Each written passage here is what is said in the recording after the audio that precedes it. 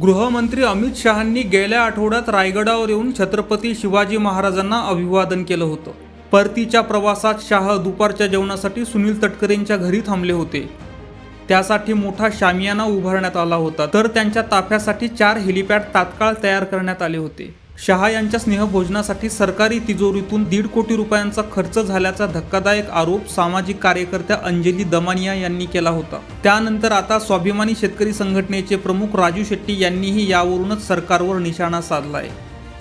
1 वाटी आमरस आणि 1 मोदक खायला जाण्यासाठी 1.5 कोटी खर्च केला, पण शेतकऱ्यांसाठी 1 रुपयाही देत नाही, सरकारला लाच कशी वाटत नाही, अशी टीका शेट्टींनी केली। पाहुयात राजू शेट्टी नेमकं काय म्हणाले। चळवळ उभा करून शेतकऱ्यांना दिलासा द्यावा या हेतूनं 2 दिवसाचा दौरा मी नाशिकचा काढलेला आहे।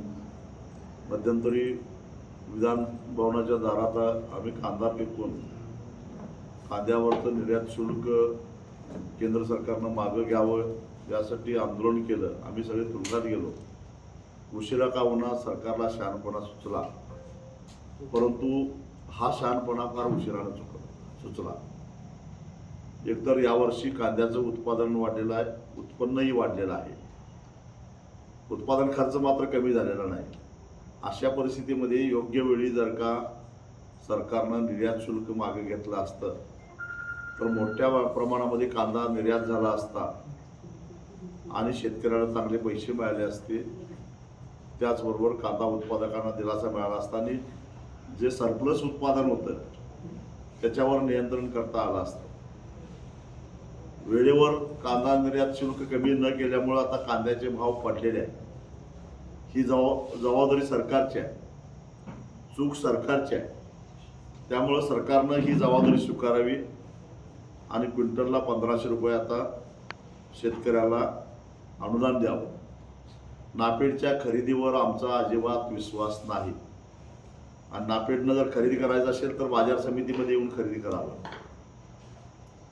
सगळं आजपर्यंत जे काही खरेदी केलेलं आहे ते सगळं बोगस रेकॉर्ड तयार करून यांच्याच प्रोड्युसर कंपन्या खरेदी करणार हेच, विकणारे हेच आणि हाच मार्केटमध्ये कांदा पुरवतात, पुन्हा त्याचे दर पडतात। हे धंदे आता बंद करा। मुळामध्ये सरकारनं सरसकट 1500 रुपये अनुदान द्यावं, कारण सरकारनं जर का कांदा निर्यात शुल्क लगेच कमी केली असती सीझनच्या सुरुवातीलाच तर शेतकरी सरकारकडे हात पसरायला आला सुद्धा नसता। ही सरकारची जबाबदारी अशी आमची भूमिका आहे। तीच परिस्थिती कर्जाच्या बाबतीत आहे। 2 दिवसापूर्वी परभणीच्या एका शेतकऱ्यानं, मला वाटतं की सचिन जाधव या शेतकऱ्याचं नाव आहे, त्यानं केवळ 1.5 लाखाच्या कर्जासाठी आत्महत्या केली।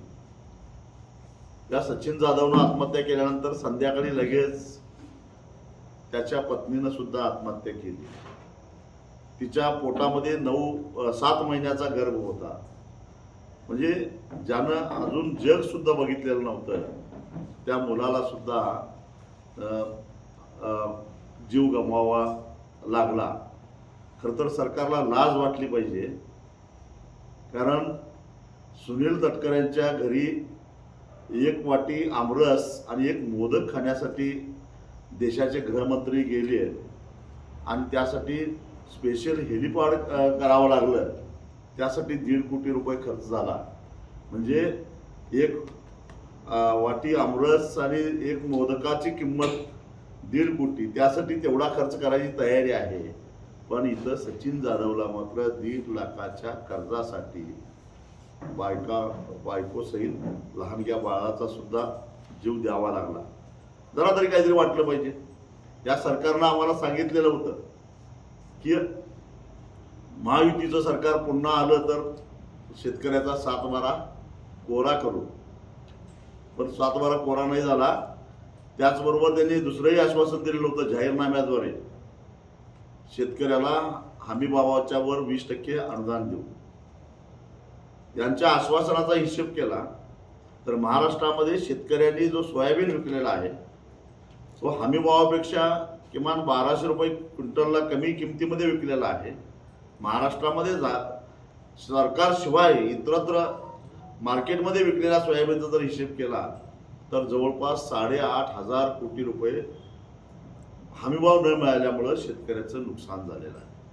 आणि 20% हिशेब केला तर त्याच्यावर अजून 1,000 रुपये जर गृहीत धरलं म्हणजे 6,000 रुपये त्यांना अपेक्षित होतं सोयाबीनला, तर ते 7,000 रुपये म्हणजे जवळपास 15,000 कोटी रुपयाचं नुकसान एका सोयाबीन उत्पादक शेतकऱ्यांचं या सरकारच्या या फसव्या घोषणेमुळं झालेलं आहे. अजितदादा पवार स्वतःला शिस्तप्रिय अर्थमंत्री समजतात. मागच्या सरकारमध्ये सुद्धा तेच अर्थमंत्री होते. त्यांना राज्याची आर्थिक स्थिती खडानखडा माहिती होती.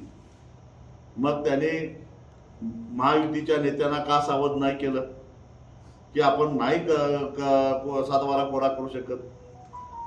का त्यांनी शेतकऱ्यांची दिशाभूल केली? का विश्वासघात करून फसवून शेतकऱ्यांची मतं घेतली? या प्रश्नाची उत्तरं द्यावी लागेल. एका बाजूला अशा फसवा घोषणा करायच्या, दुसऱ्या बाजूला रोजगार हमीच्या कामातून जे काही पानंद रस्ते झालेले आहेत त्या रोजगार हमीच्या कामावर काम करणाऱ्या मजुरांचे 6-6 महिने झाले अजून त्याचे मजुरी मिळालेली नाही. 3-3 वर्ष झालं शेतकऱ्यांचं ठिबक सिंचनाचं अनुदान मिळालेलं नाही. आणि वेगवेगळ्या विभागाला कपाती लावली. आदिवासी विभागाला कपात लावली, समाज कल्याणला कपात लावली. आणि मग हा सारा पैसा गेला कुठं? आणि मग तुमच्याकडे पैसे नव्हते तर घोषणा केल्या कशासाठी? ठेकेदार मोर्चे काढताय, ठेकेदारांच्याकडे टक्केवारी घेऊन तुम्ही कामं मंजूर करून घेतली, कामं निकृष्ट झाली, पावसामध्ये बरीचशी कामं वाहून गेली. असा सगळा राज्याचा बट्ट्याबोळ झालेला असताना आता आणि नवनवीन आश्वासनं हे सरकार द्यायला लागलंय. यांच्यावर आमचा विश्वास नाही. पहिल्यांदा यांनी कबूल केल्याप्रमाणे 7/12 कोरा केला पाहिजे. सोशल मीडियाच्या भाऊ गर्दीत विश्वासार्हतेने चकाकणारे नाव म्हणजे लेट्सअप मराठी. सगळ्या नागरिकांना ती स्पीच ती लेट्सअप वरील मुलाखती म्हणजे विचारांचा खजिना. त्यानंतरच्या निवडणुकीमध्ये मला सोडून गेले. बातम्या केवळ वस्तुस्थिती सांगणाऱ्या, न प्रोपगंडा, फक्त जनतेचा अजेंडा. क्योंकि आने वाला कल जाने वाला है, जाने वाला कल आने वाला है. राजकारण, मनोरंजन असो की क्रीडा क्षेत्र, महाराष्ट्राची स्पंदने संवेदनशीलतेने टिपणारे माध्यम म्हणजे लेट्सअप मराठी. जगासोबत एक पाऊल पुढे राहण्यासाठी लेट्सअपचे ॲप, सोशल मीडिया आणि वेबसाईट सोबत कनेक्टेड रहा.